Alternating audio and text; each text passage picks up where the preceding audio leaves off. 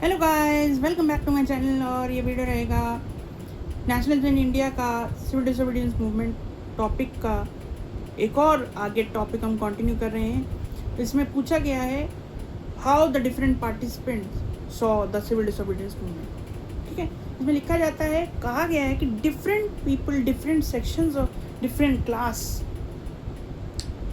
They all came together to participate in the civil disobedience movement में आते हैं with their own aspirations, goals, ideas, demands etcetera. ठीक है, अब आगे क्या कहते हैं। पहली जो बात की गई है वो है the rich peasant communities of like the Patidars of Gujarat and the Jats of U Uttar Pradesh. ठीक है, ये कहते हैं कि देवर हार्ड हिट, इनका क्या हुआ, they were hard hit by the economic depression and the trade depression and the falling of prices. ठीक है, बीइंग द प्रोड्यूसर्स, कि वो प्रोड्यूस कर रहे थे, क्या कर रहे थे, प्रोड्यूसर थे वो कमर्शियल क्रॉप्स के, तो they were hard hit by the economic depression and the falling price. इनको बहुत ज़्यादा ही हार्ड हिट हुआ। क्या कहते हैं आगे, आगे ये कहा जाता है कि इनकी जो डिमांड ये थी, they wanted Britishers to remit the high revenue demand. ठीक है, अब क्या होता है, अब ये होता है क्योंकि इनकी भी cash income due to the trade depression, the cash income was dwindled, ख़त्म हो जाती है, एग्रीकल्चर प्राइस फॉल होते हैं, तो they found it difficult to pay the high revenue demand that was being demanded by the British. ठीक है, लेकिन अब क्या हुआ कि ब्रिटिशर्स रिफ्यूज्ड, ब्रिटिशर्स ने रिफ्यूज़ किया कि we will not take the और we will not abolish the or lower the revenue demand, you will have to pay. अब क्या हुआ, seeing this, when the civil disobedience movement came,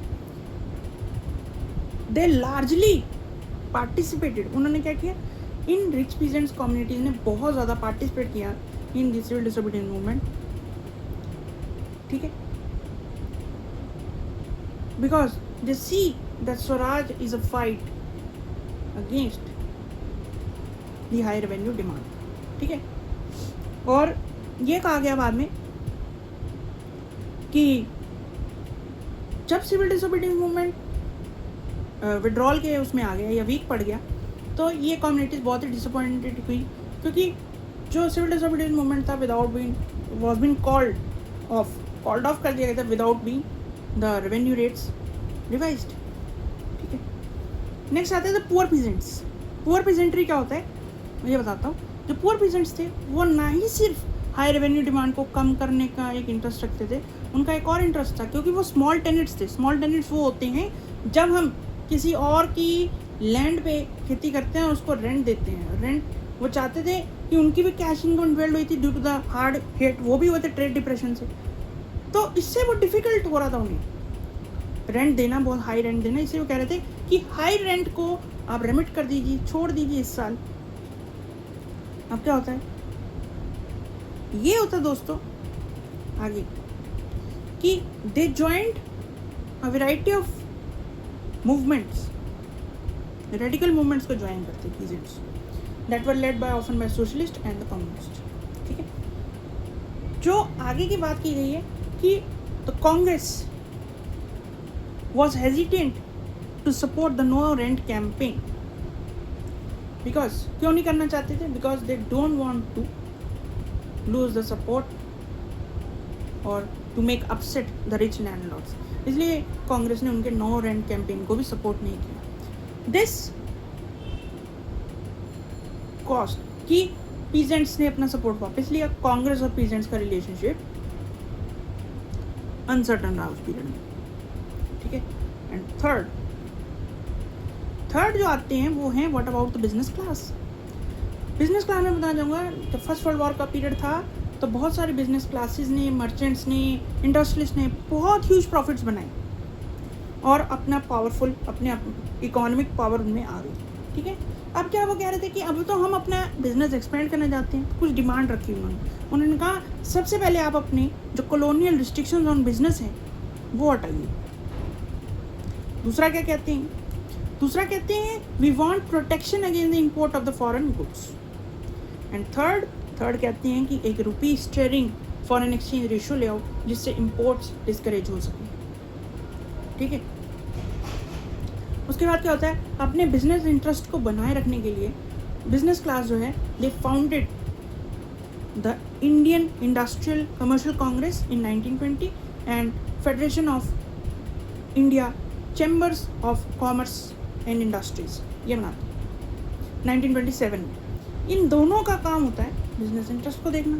इसको lead कौन करता है इन ऑर्गेनाइजेशन को? It was led by Purushottam Das Thakurdas and G D Birla, जो कि हमारे प्रोमिनेंट इंडस्ट्रियलिस्ट थे।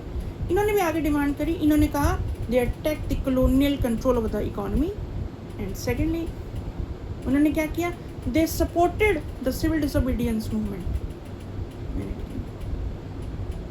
ठीक है, कैसे किया? They gave the financial assistance to the civil disobedience movement. ठीक है, और क्या किया? दे रिफ्यूज टू सेल और बाय द इम्पोर्टेड गुड्स। ठीक है, उसके बाद क्या होता है, ऑल द मोस्ट बिजनेसमैन, अब आगे बात बता रहा हूँ, मोस्ट जो हमारे बिजनेसमैन है वो देखते थे स्वराज को, ऐसा माना जाता था कि वो एक टाइम है, वो एक टाइम आएगा जब सारी कॉलोनियल रिस्ट्रिक्शंस हमारी बिजनेस से उठ जाएंगी और वो स्वराज कहलाएगा जब हमारी इंडस्ट्री और ट्रेड फ्लरिश कर पाएगा विदाउट एनी कंस्ट्रेंट्स।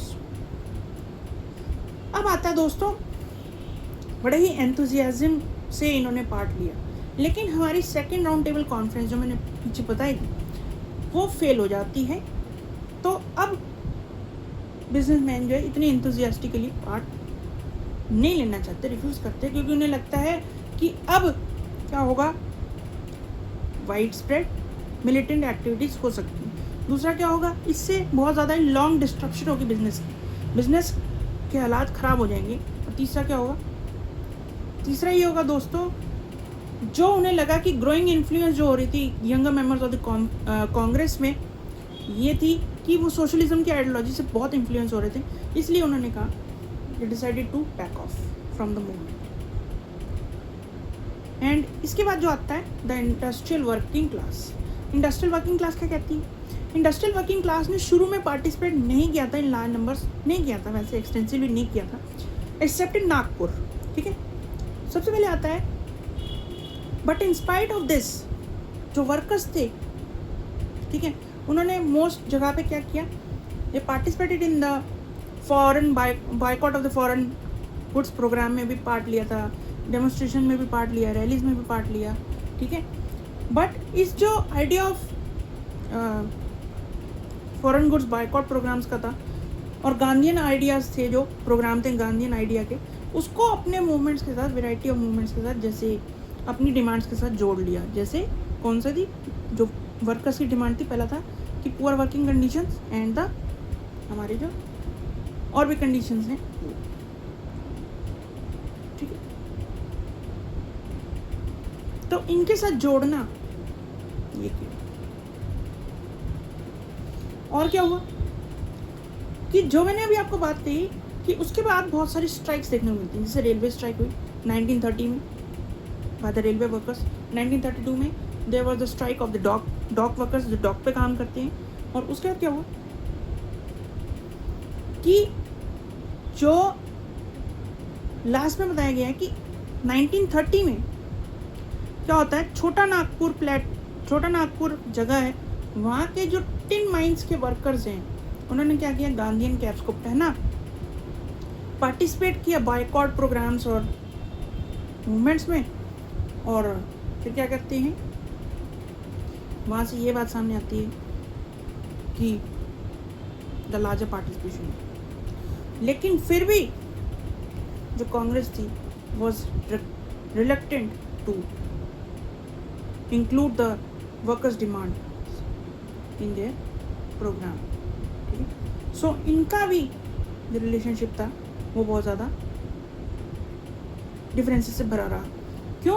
क्योंकि कांग्रेस का मानना था इट वुड एलिनेट द इंडस्ट्रियलिस्ट, क्योंकि इंडस्ट्रीज जो थी, सारे इंडस्ट्रियलिस्ट जो थे वो उनके साथ आ गए थे, कांग्रेस के साथ, और इससे वर्कर्स अवे होने लगे थे, दे स्टे अलूफ और डिफरेंसेस आ गए थे। लास्ट में दोस्तों बात करेंगे द रोल ऑफ वुमेन की, ठीक है। इसमें पता लगता है ड्यूरिंग द सॉल्ट मूवमेंट, जब चल रहा था हमारा सॉल्ट मार्च हो रही थी, thousands of women came out of their homes to listen Gandhi ji and they were very much awaken. वो बहुत ज़्यादा ही जागरूक हो गई थी by the Gandhi's call for the nation. उन्होंने कहा कि सर्व करना नेशन को, यही एक सेक्रेट ड्यूटी बनती है वुमेन की।